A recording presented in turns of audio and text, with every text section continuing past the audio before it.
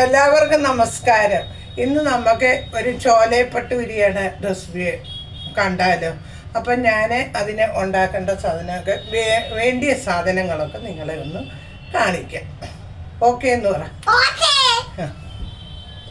അപ്പം നമുക്ക് ഇതൊന്ന് ഒരു ശകലം ഇതിനകത്ത് ഞാൻ ഈ ചോലപ്പട്ടൂര് ഉണ്ടാക്കാൻ വേണ്ടി 1 ഗ്ലാസ് മൈദ, പിന്നെ ഒരു 3 സ്പൂണ് റവ, പിന്നെ ഒരു ശകലം സോഡ, കുറച്ച് സോഡ പൗഡർ, ബേക്കിംഗ് സോഡ ഒരു സ്പൂണിനടുത്തുണ്ട്, ചെറിയൊരു സ്പൂണിനകത്ത് ഇത്രയും ഇട്ടു.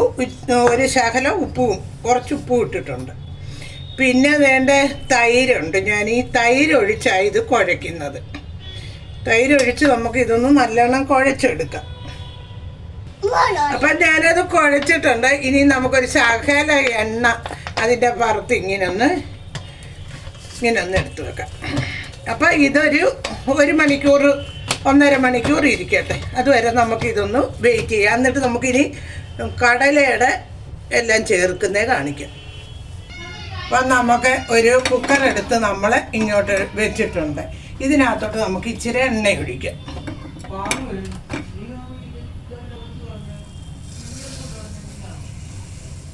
അപ്പം നമ്മൾ കുറച്ച് സരസ്വതി ഒഴിച്ചിട്ടുണ്ട്. ഇത് ഞാൻ ഇവിടുത്തെ കടുവെണ്ണയിലായിരുന്നു, ഇവിടുത്തെ കടല ഉണ്ടാക്കുന്നതുകൊണ്ട് കടുവെണ്ണയാണ് ചേർത്തേക്കുന്നത്.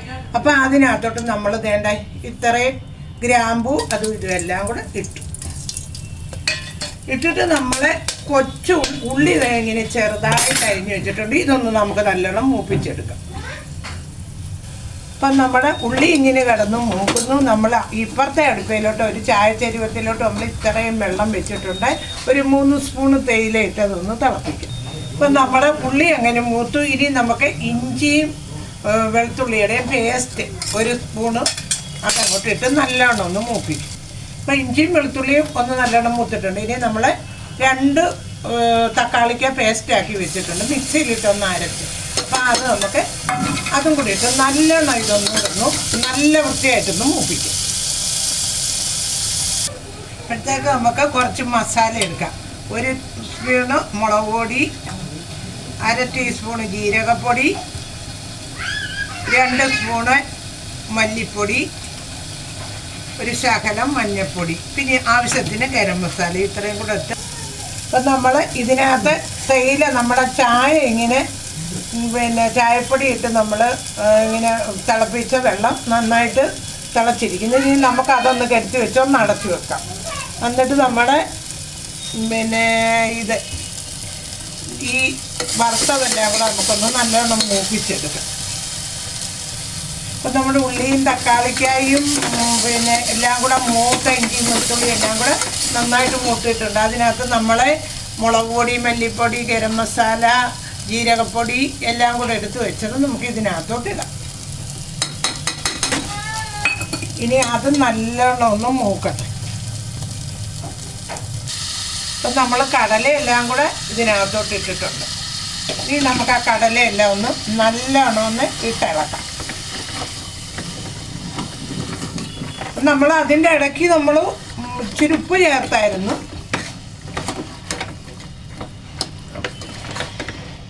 അപ്പം കടലയുടെ മസാലയെല്ലാം നല്ലോണമായിട്ടുണ്ട്. ഇനി നമുക്ക് അതിനകത്തോട്ട് നമ്മളൊരു കാര്യമുണ്ട്. നമ്മൾ കട്ടൻ വെള്ളം തിളപ്പിച്ച് വെച്ചിട്ടില്ലായിരുന്നു, അത് നമുക്ക് ഇതിനകത്തോട്ട് എടുത്തൊഴിക്കാം.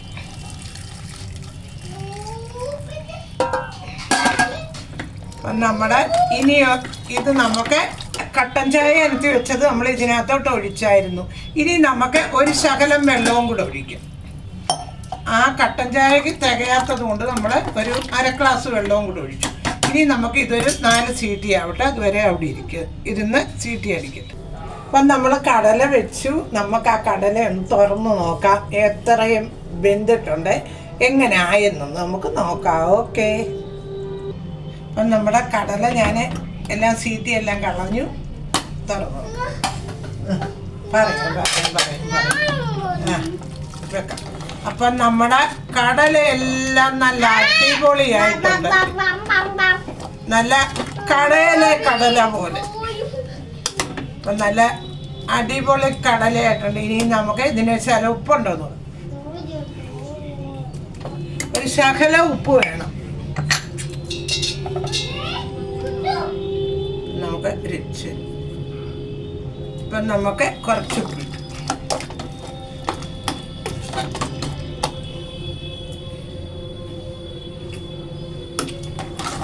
അപ്പം നല്ല അടിപൊളി കടല ആയി. ഇനി നമുക്ക് ഇതിനകത്ത് ഒരു ശകലം കസ്തൂരി മേത്തിയും കൂടെ, നമുക്ക് ഒരു തുള്ളി കസ്തൂരി മേത്തിയും കൂടെ ഇട്ട് കഴിഞ്ഞ് കഴിഞ്ഞാൽ നമ്മുടെ പണി കഴിയും. എന്നിട്ട് ഇനി നമുക്ക് നമ്മളൊരു ശകലം കസ്തൂരി മേത്തിയും നമ്മുടെ മാവ് നമ്മൾ ചോലപ്പട്ടൂരിക്ക് കുഴച്ച് വെച്ചില്ലേ, നമുക്കതൊന്ന് എങ്ങനെ ആയിരുന്നു നോക്കാം. എന്നിട്ട് അതൊന്ന് ഉണ്ടാക്കി നോക്കാം. എങ്ങനെ കുഴച്ച് വെച്ച മാവെല്ലാം തന്നെ ഇങ്ങനെ നന്നായിട്ടിരിപ്പുണ്ട്. അപ്പം നമുക്ക് ഇതിൽ നിന്ന്, അപ്പം ഞാൻ എണ്ണ അടുപ്പയിൽ ഒഴിച്ച് കടുവെണ്ണ തന്നെ അതിനകത്ത് തന്നെ ഉണ്ടാക്കുന്നത്. അപ്പം നമുക്ക് ഇത്രയുള്ള ഒരു ഉണ്ട എടുക്കാം. ഉണ്ട എടുത്തിട്ട് നമുക്ക് ഇത് എണ്ണ തേച്ച് വെച്ചേക്കുമല്ലായിരുന്നു, അപ്പം അത് നമുക്ക് ഒന്ന് പരത്താം. എത്രയും നന്നായിട്ട് പരത്തുന്ന അത്രയും നല്ലത്. അപ്പം നമുക്ക് ഇച്ചിരി വലുതായിട്ട് വരും.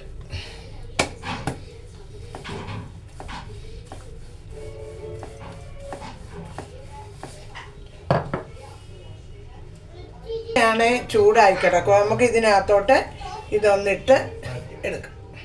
നമ്മൾ കടുവെണ്ണയ്ക്കകത്ത് തന്നെയാണെന്ന് നമ്മൾ പറഞ്ഞല്ലോ, കടുവെണ്ണയ്ക്കകത്ത് നമ്മൾ ഇപ്പം ഇതൊന്ന് പൊള്ളിയത്. അപ്പം നമ്മുടെ ഭട്ടൂര എങ്ങനെ ഉണ്ടെന്ന് അറിയും. ഭട്ടൂര നല്ല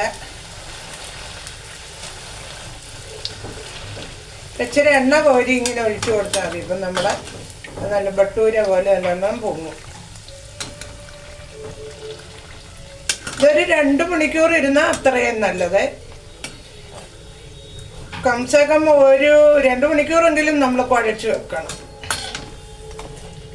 അങ്ങനല്ല നല്ല വൃത്തിയായിട്ട് പൊള്ളും. നമ്മുടെ ആദ്യത്തെ ഭട്ടൂര നമ്മൾ വേണ്ട നമ്മൾ ഇങ്ങോട്ട് എടുത്തു. ഇനി നമുക്ക് ബാക്കി എല്ലാം ഒന്ന് ചുട്ട് നിങ്ങളെ ഞാൻ കാണിക്കും.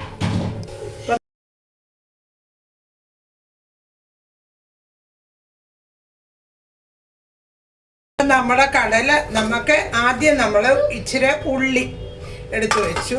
പിന്നെ നമുക്ക് ഒരു ശകല അച്ചാർ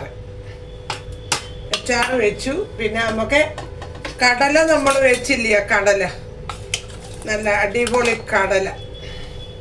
അപ്പം നമുക്ക് കടല വെച്ചു. ഇനി നമുക്ക് ഭട്ടൂര വെക്കാം. നല്ല അടിപൊളി ഭട്ടൂര. അപ്പം നിങ്ങളെല്ലാവരും ഇങ്ങനെ ഒന്ന് ട്രൈ ചെയ്ത് നോക്കിയാൽ നല്ല അടിപൊളിയായിരിക്കും. അപ്പം ഞങ്ങളുടെ രാത്രിയിലത്തെ ആഹാരം ഇതാണ്. എല്ലാവരും എനിക്ക് ലൈക്കും കമൻറ്റും സബ്സ്ക്രൈബും ഒക്കെ ചെയ്യും. Okay, by.